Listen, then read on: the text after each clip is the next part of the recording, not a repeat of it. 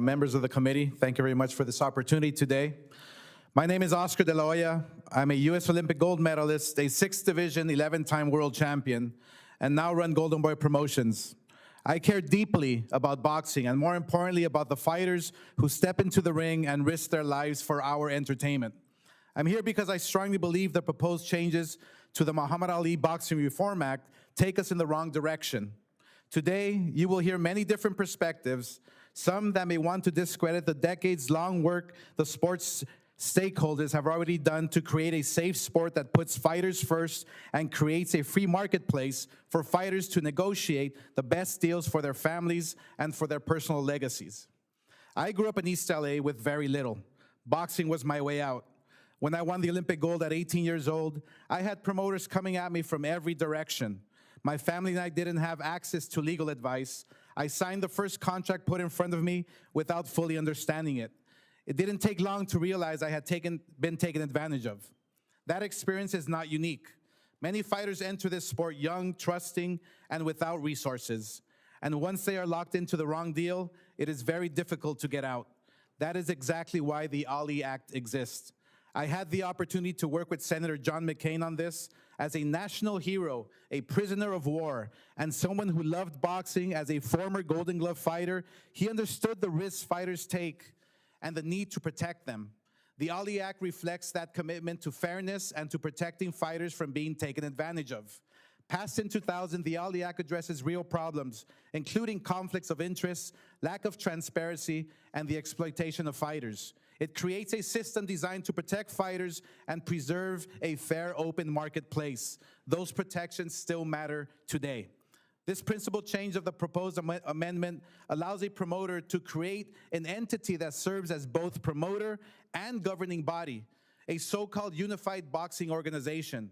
This mirrors the existing MMA model and creates a closed system controlling rankings, titles, and access to opportunity.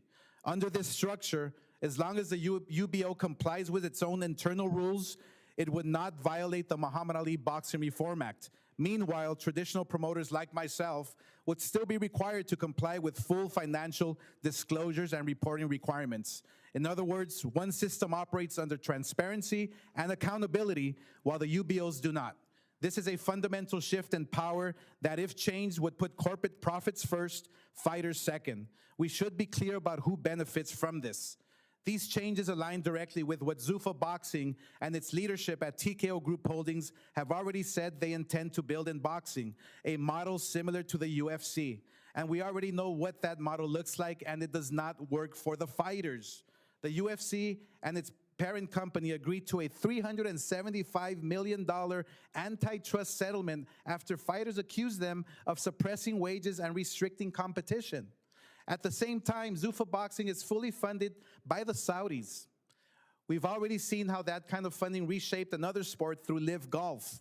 We should be honest about what is happening here.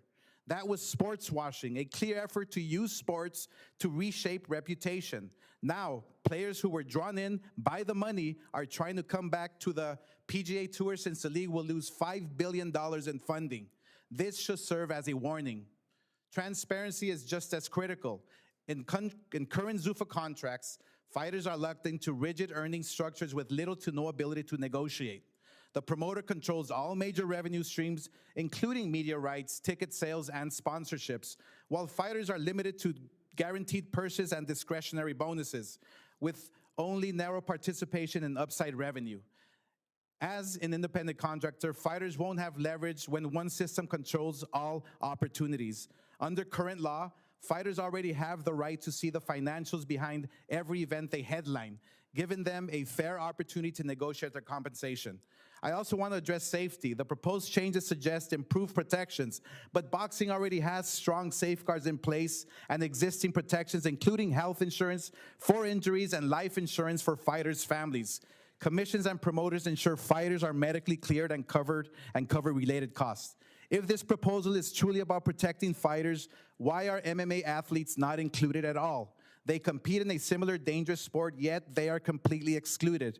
That raises serious concerns about whether it's truly about protection or about restructuring control of boxing. Fighters deserve real protection and real opportunity, not have to fight the system as well. If this bill passes, fighters will have fewer choices, less leverage, and less control over their careers. And when that happens, it will not be the sport that failed them. It will be us. Thank you very much. Thank you, Mr. De La Hoya. Mr. Shipman.